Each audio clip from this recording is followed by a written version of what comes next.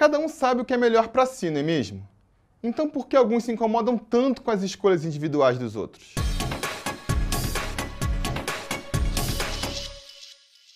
Em 1996, o laboratório do Departamento de Psicologia da Universidade da Geórgia iniciou um teste com 64 homens, com 20 anos na média, que se declaravam heterossexuais, divididos em dois grupos. O primeiro era dos homofóbicos, pessoas que tinham respondido com uma grande maioria de sim para perguntas como: sente-se desconfortável trabalhando ao lado de homossexuais? Ficaria nervoso num grupo de homossexuais? E, se um membro do gênero masculino se insinuasse para você, ficaria furioso? O segundo grupo era dos não homofóbicos, que haviam cravado uma grande maioria de não. Os cientistas levavam os rapazes para uma sala com luz baixa, pediam que se sentassem numa cadeira reclinável e entregavam um pletismógrafo para cada um. Pletismógrafo vem do grego, da junção das palavras pletinen, que é crescimento, e graphien, que é medir, registrar. Ou seja, é um medidor de crescimento. Trata-se de uma argola de borracha recheada com mercúrio líquido. A argola deve ser colocada ao redor do objeto que se quer medir. Se o objeto crescer, ela estica. A camada de mercúrio fica mais fina e a engenhoca registra o aumento de tamanho. O objeto a ser medido, no caso, era o Bilal.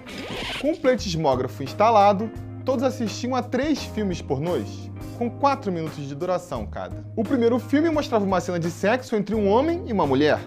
O segundo, entre 2 mulheres. E o terceiro, entre 2 homens. O resultado foi claro. Todo mundo registrou aumento de circunferência dos seus amiguinhos quando viu o fuzuê entre homem e mulher e mulher. Mas quando o chamego era entre homem e homem, os homofóbicos registraram um aumento peniano 4 vezes maior que os não homofóbicos. Aí os cientistas perguntavam para cada um se eles tinham tido ereção. Os homofóbicos que o pletismógrafo flagrou olhavam para os pesquisadores e respondiam convictos: não. Para resumir, segundo a pesquisa, homofóbicos, que são pessoas que sentem grande desconforto quando pensam em homossexualidade, frequentemente são homossexuais reprimindo suas próprias tendências biológicas. A pesquisa não foi contestada em 17 anos e suas conclusões foram reforçadas por outro teste mais preciso, realizado na Inglaterra em 2012, com imagens cerebrais de homofóbicos. Claro que nem todos os homofóbicos são gays. Pode ser cultural ou simplesmente uma dificuldade de lidar com o diferente. Mas pessoas que nascem gays em ambientes repressivos muitas vezes aprendem a suprimir a homossexualidade e sentem raiva dela. Essa autorraiva acaba projetada para fora, contra aquilo que se odeia em si próprio. É como escreveu o psicanalista ítalo-brasileiro Contardo Caligares na sua coluna na Folha de São Paulo. Quando reações são excessivas e difíceis de serem justificadas, é porque emanam de um conflito interno. O documentário Outrage, de 2009, mostrou como esse distúrbio psicológico afeta a política dos Estados Unidos.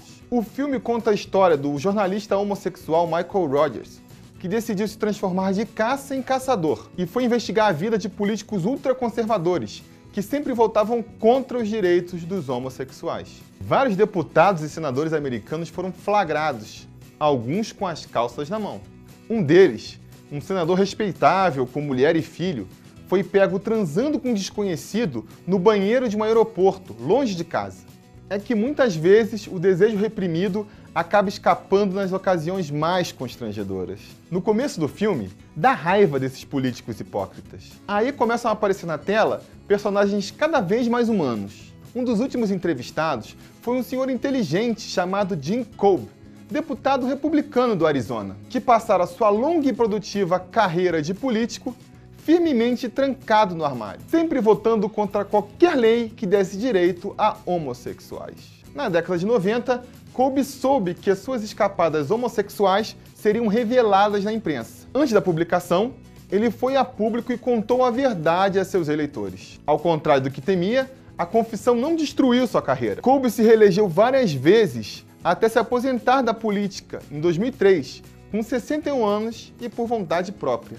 Após deixar o armário, ele mudou seu jeito de votar, que passou a ser sempre a favor de que os homossexuais tivessem direitos. No Brasil, homossexuais têm menos direitos que heterossexuais. Que uns cidadãos tenham menos direito que outros é uma injustiça, independente da tendência política ou religião. É premissa da democracia que todos tenham os mesmos direitos. Quem nega isso com muita convicção, talvez precise entender por quê. E aí, concorda com essa teoria dos psicólogos? Ou atribui outros motivos para o surgimento da homofobia? Diga aí nos comentários! E não se esqueça de assinar nosso canal para ficar por dentro de todos os vídeos da Super. Vejo vocês no próximo Fato Interessante.